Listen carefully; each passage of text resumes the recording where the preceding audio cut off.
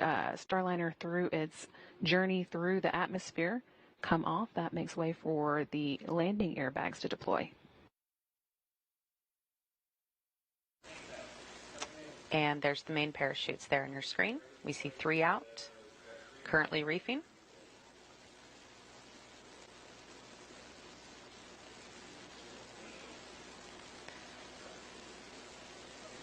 And the teams at the landing recovery teams report that they heard the booms as those came out. 3 good mains fully open there. You can see Starliner in a slight tilt, so we're going to see the rotation handle move here shortly, and it will level out Starliner. But 3 good parachutes, looking great. Just a little over 2 minutes until the expected landing time, and we heard the rotational handle has been released, so you can see that tilt evened out. Next up is the back heat shield jettison.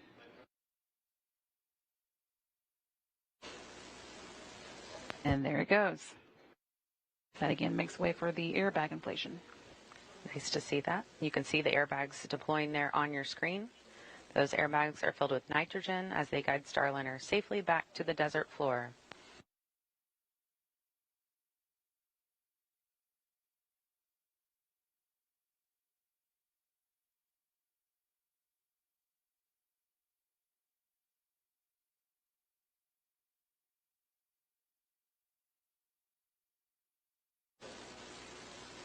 Just a beautiful sight as Starliner makes its way to the sands of New Mexico. And flight controllers confirming 6 good airbags. This view still coming to us from the Cessna. We've got just about a minute left to go until the expected touchdown. I'll be watching for that time for you.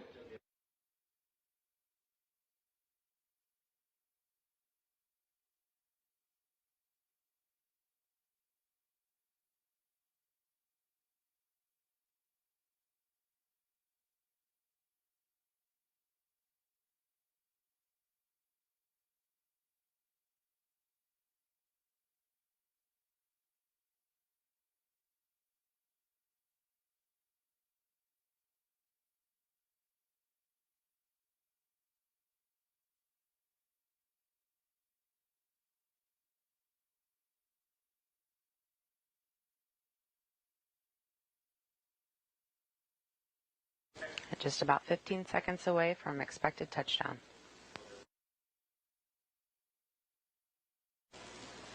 You're seeing the ground there in your screen as we get closer.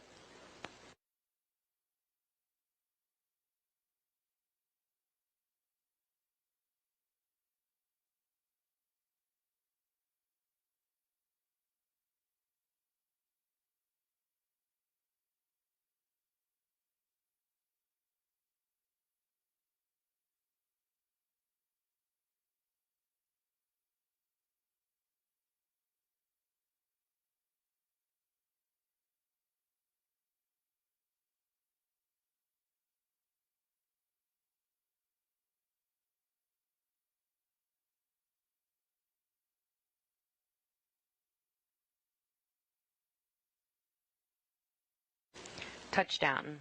Starliner is back on Earth. That landing coming at 11:01 and 35 seconds Central Time, 10:01 and 31 seconds Mountain Time at White Sands Space Harbor at the U.S. Army's Missile Range in New Mexico. Our landing and recovery teams will now wait for clearance before making their way to the spacecraft. One of the changes required with no crew on board is that the team here in the flight control room will be the ones to command the parachute to be cut away so that the wind doesn't pull the capsule along. But that's no problem for them. So now with Starliner down, they can begin working on some of the post-landing to-do items. Again, we saw Starliner touchdown at 11:01 p.m. Central Time. That's 1 minute after midnight Eastern Time, or 10:01 p.m. Central at the landing site in New Mexico.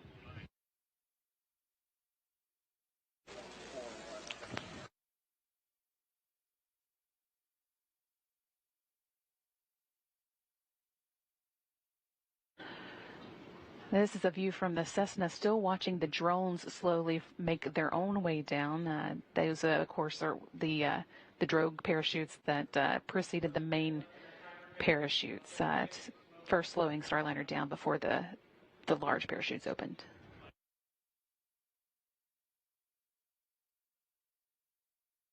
And really just a flawless and beautiful descent of Starliner today. Even heard some cheers and clapping in the background.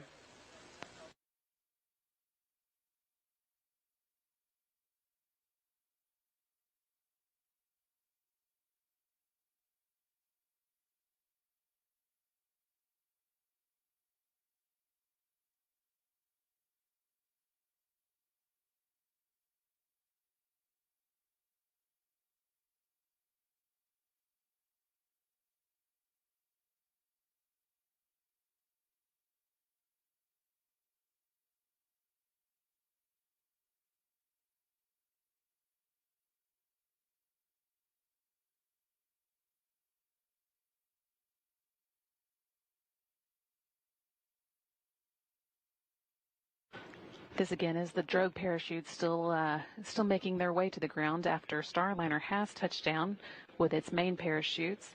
Touchdown came at 11:01 p.m. Central Time. The team here in Mission Control will be working through some post-landing steps now.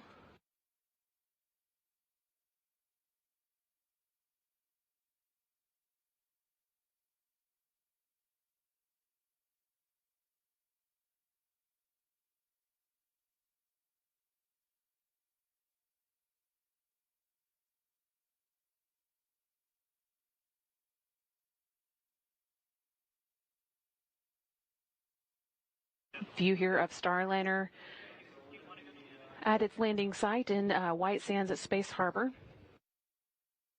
The landing and recovery teams will soon begin making its way out to them to begin recovering the spacecraft.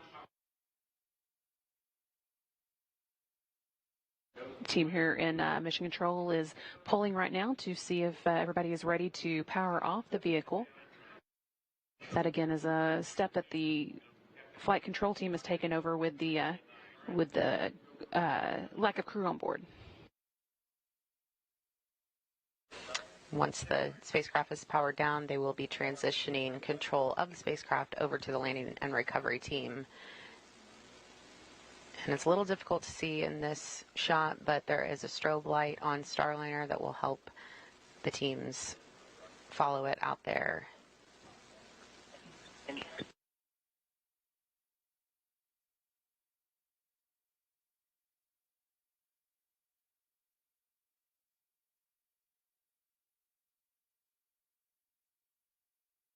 And the recovery team is on the move, but I think Leah Cheshire and Josh Barrett, our colleagues out there, may be able to give us one last update. Leah and Josh, can you hear us?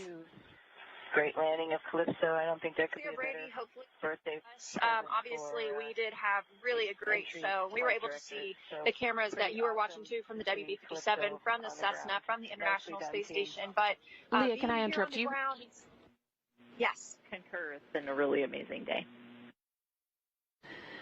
We were hearing a bit from Space to Ground there, but I think they've concluded, unfortunately. We'll see if we can get a recording of that for folks listening at home. But Leah, go ahead with your update. Yeah, sorry about that. Couldn't hear that one here. So, but here's Sunny, MCCH here. Rick just wanted to offer that he's got one more hour here. Hey, it's his birthday here. Yeah, and that's what counts. Yeah, it was a good landing. It's pretty awesome.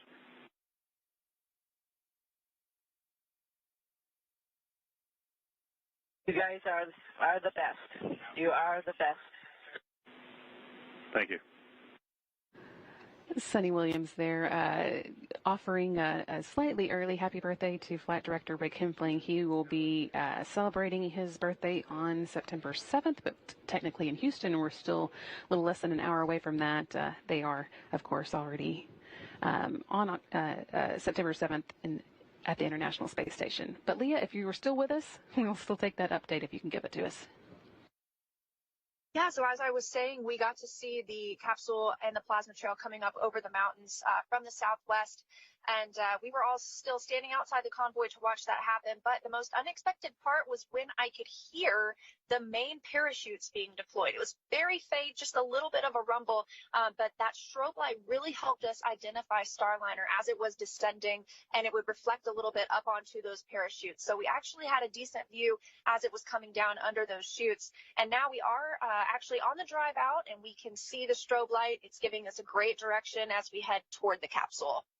Yeah, that's right. We are actually making our way down the former space shuttle runway, literally driving right down the middle of it.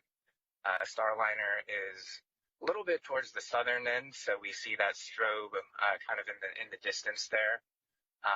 But we will make our way to the 500-foot mark, where Gold Team will move in and begin their assessments. And then once they declare that proximity operations can begin, the recovery ops will really get underway. And with that, I think we were going to toss it back to you, Randy and Lauren. If you don't hear from us again tonight, just wanted to say thanks for letting us be part of the broadcast and give you the perspective of all the hardworking ground teams, both NASA and Boeing, out here at White Sands in New Mexico. So with that, sending it back over to Mission Control Houston. Thanks so much, Josh and Leah. It's great to see Starliner home, and I envy you the up-close view, but we appreciate your updates. I do, too. Starliner has returned safely. Well done to the entire team for completing the mission with a successful undocking, deorbit, and landing. Starliner has once again proven herself a safe ride to and from space. On behalf of the entire Boeing team, welcome home, Calypso. And with that, we will also wrap up our coverage tonight. We would like for you to stay tuned for our 12:30 a.m. post-landing news conference. That is 12:30 a.m. Central Time, so about an hour and a half, a little less than an hour and a half from now, when we'll be giving you final thoughts on the activities of the night. But Starliner is home. Again, the landing came at 11:01 p.m. Central Time. And with that, we will sign off. Thank you so much for following along with us. This is Mission Control Houston.